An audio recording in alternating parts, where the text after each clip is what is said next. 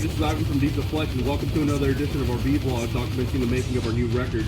I'm outside of my rehearsal studio here in LA where I'm finishing up dry tracking my bass. I'm pretty far along with about one song and some overdubs left to do, so before I'm finished, I'd like to show you guys a few riffs and my setup.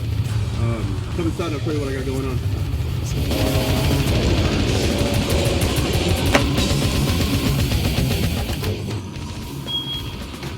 So this is what I'm doing all of my tracking. It's a pretty small space, as you can see, but it works. It works for me.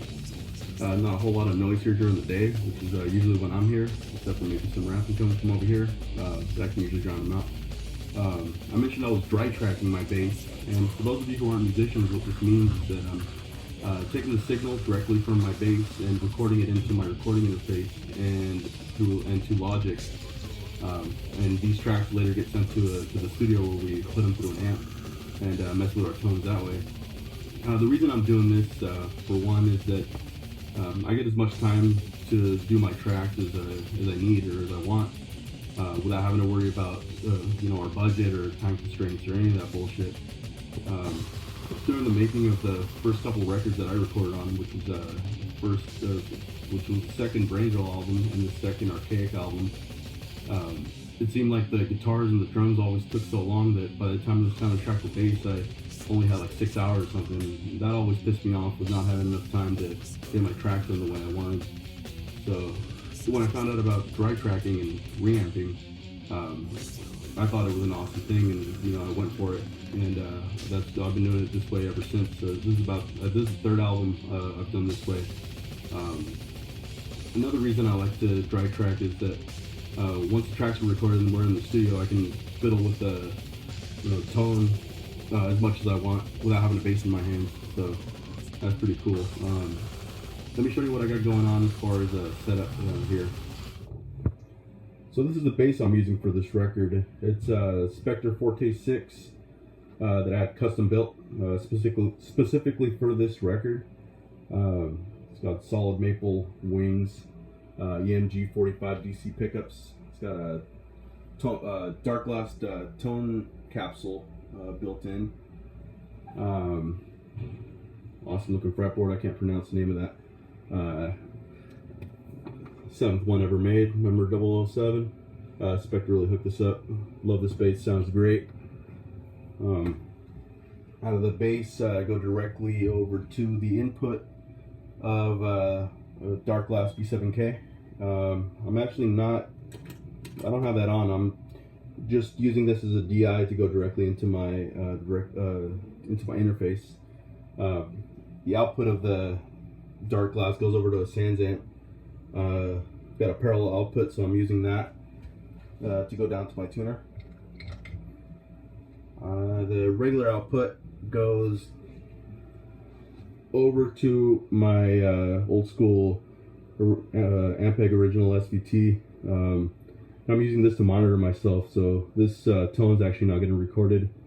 It will later though. I'll take this thing up to the Bay Area where the studio's at, and put it through this thing, put the dry tracks through this, and mess with the tone however I want.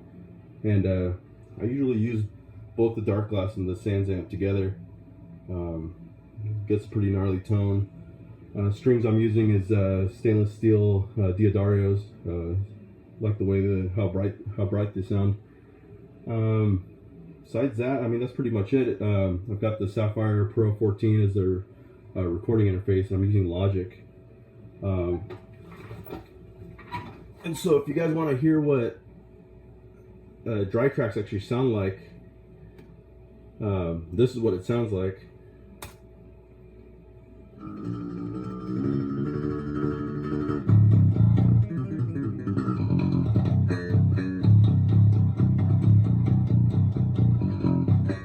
I mean, not a whole lot to get excited about. It's just the tone of the bass with no amp, no effects, nothing really. So yeah, later we put it through the amp and mess with it however we want. So let me show you guys a few riffs from this new album. Let's see what you guys think.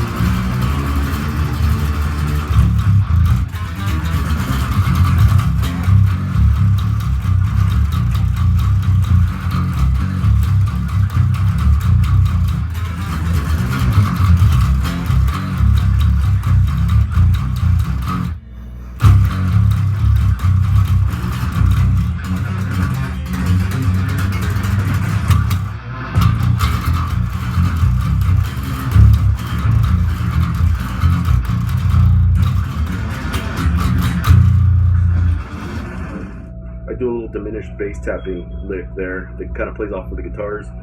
Here it is slow.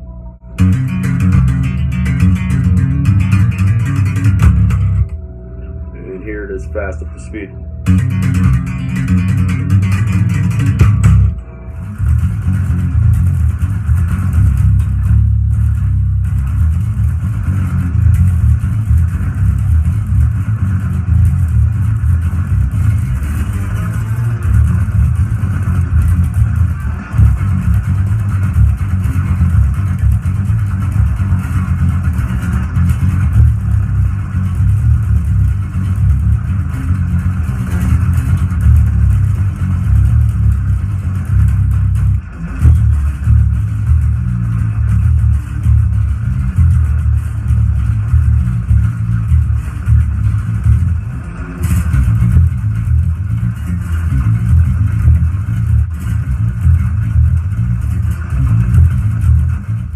Thanks for checking this video out, and stay tuned for the next one where I'll be focusing on tapping and bass overdubs.